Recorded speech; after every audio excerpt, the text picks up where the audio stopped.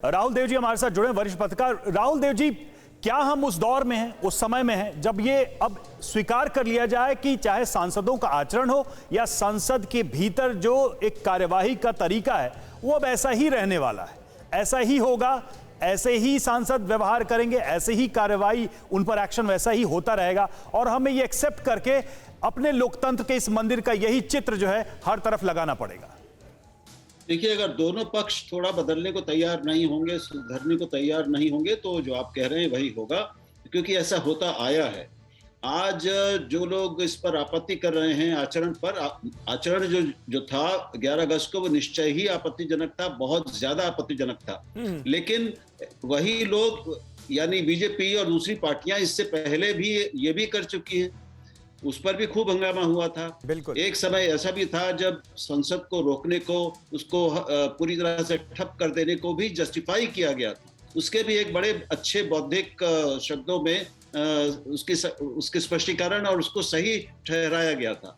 तो जब तक सारे पक्ष मिलकर, इसमें सबको शामिल होना पड़ेगा, इसमें बड़े छोटे सत्ता और विपक्ष वाला भेद छोड़कर सबको, संसद को सर्वोपरि मानकर, उसकी गरिमा को सर्वोपरि मानकर, कुछ न्यूनतम व्यवहार के स्तर पर सर्वानुमति नहीं होगी और उसके उल्लंघन पर सजा भी सब स्वीकार नहीं करेंगे, तब तक ये मामला ऐसे ही चलेगा और हम सबको, देश को शर्म का सामना करना पड़ेगा। बिल्कुल। अभी मुझे लगता है कि इसमें थोड़े दिनों बाद दोनों पक्ष बैठेंगे। जहां तक मेरी जानकारी है कि अभी बैक चैनल्स में कोशिशें अब भी चल रही हैं कि कोई रास्ता निकल आए। क्षमा मांगना अगर कठिन हो, क्योंकि दोनों तरफ के अहंकार खड़े हो जाते हैं, तो खेद प्रकट किया जा सकता है।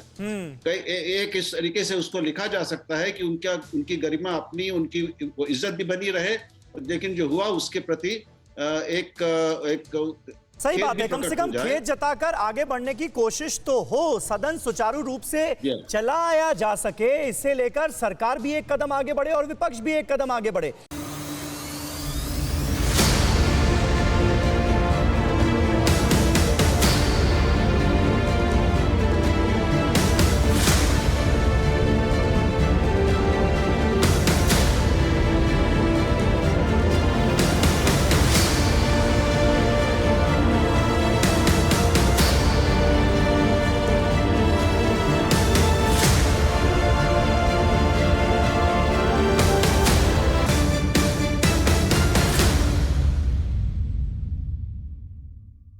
परवाह देश की, सोमवार से शुक्रवार रात 10 बजे TV9 भारतवर्ष पर।